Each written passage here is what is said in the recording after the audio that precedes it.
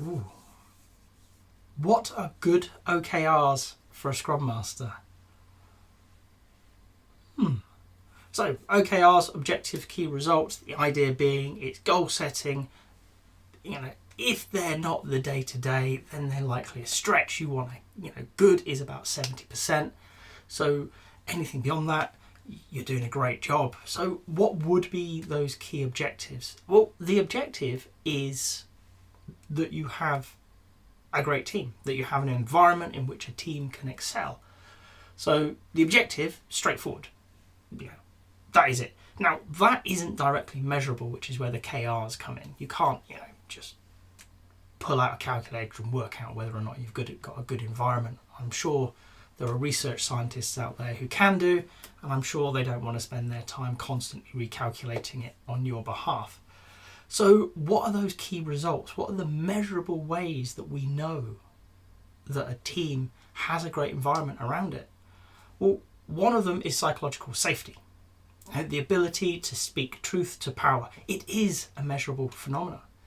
Not easily, but you could run surveys with your team to see whether they feel comfortable speaking up.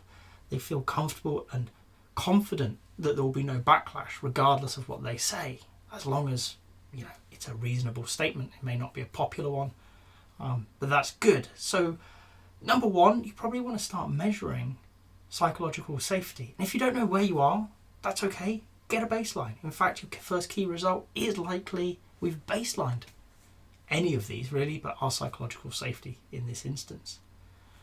So psychological safety, team satisfaction. I think I've mentioned it in the past. I'm not so fussed about team happiness.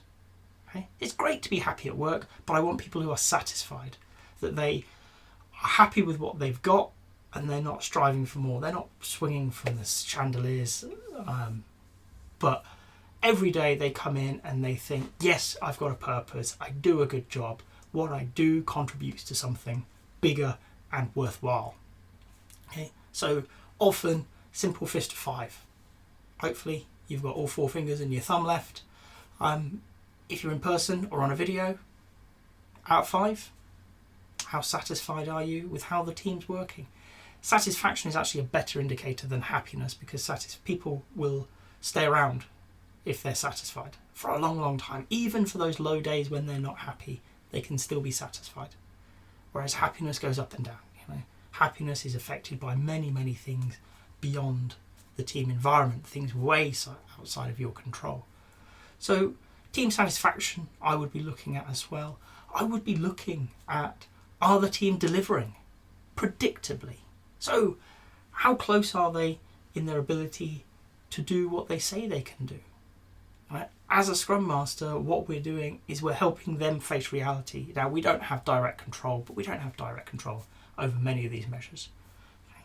Are they doing what they say they do, sprint in, sprint out? If so, I wouldn't say that's a good thing. 100% predictability is probably just as bad as 0. Because 0 means they don't know what they're doing. 100% means they know exactly what they're doing. They're gaming the system for an easy life. Neither of those things is good. I would say you want it varying around the 100% mark. Sometimes it might be down 80%, sometimes 110%, because actually they did more than they thought they could. That's great. That's going to start telling you that the team is pushing, but not pushing so hard that they're going to break themselves. So predictability is one of my favourite, as is the trend of velocity. So tracking the change in velocity over time. I'm not going to distribute a raw velocity number. I've had too many teams burnt by being compared to other teams, even though they're solving different problems, because many organisations see a number and manage by that number. So instead of that, what I want to do is look at the rate of change of velocity. Ideally, a mature team, an established team, has one that is stable. So they might be hitting the same points, sprint after sprint after sprint.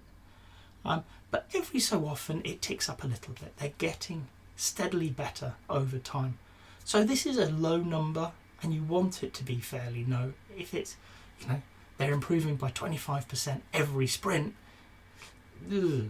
Now what's happening there? Is there just number inflation coming in or something else? So it's a good guidance to understand how that team is responding to its estimation, but also, is it able to expend more effort for the same amount of time? Okay. One of the things that has come to me quite recently is looking at the effort of work in the same way as weightlifting. If you have to pick up 100 kilos and you're not trained for it, it's really hard. Okay, because your muscles aren't strong enough, your nervous system isn't designed or set up to cope with that. Okay? But if you go to a power lifter or somebody like that who 100 kilos is nothing, it still takes the same effort. That's just physics. There's the same energy to lift it through the same height, but they're built for it. It's easier for them. What we're doing is we're trying to track the team's transformation, very Captain America like. Steve Rogers before he goes into that weird machine to Steve Rogers after he comes out of that weird machine. Okay? We want to watch this transformation over time. Now it's not going to be bang you team in a machine and inject them with glowing chemicals. It's going to take time. Okay? But we want to be sure that that transformation is going forwards. So I like the trend of your velocity to track that. Okay? And the final one is stakeholder satisfaction. You might hear this as NPS, Net Promoter Score, or something like that, but measuring how happy, how satisfied your customers are, all of your stakeholders, be they sponsors, customers, anybody that you're working with working with your team. Because in that, there is the possibility that you could improve relationships. So are they happy? You may have what look like a great team. They're psychologically safe. They're delivering consistently. They are satisfied in themselves. They're improving over time. But if you're not creating happy customers, that first principle of the Agile Manifesto, delighting your customer, we're not doing that, the rest of it is probably pointed in the wrong direction. And we need to feed that back into the team to make sure that they can course correct. So, those would be my 5 key results. The objective stays the same, and I think it stays the same for as long as you are an Agile coach or a Scrum Master. It may be that it grows over time. Instead of looking at a single team, it may be multiple teams, all the way up to the whole organisation. How do we create an environment where other people can excel? But within that, at the team level, those would be my 5 go-to key results. If you've got to this point in the video, I hope you've enjoyed it. If so, a like would be appreciated. If you want to hear more from me, more answers to questions that maybe you've got in the Agile world, please subscribe to the channel. And if you've got a question that you really want answered, drop it in the comments. I promise we'll get around to it. Thank you.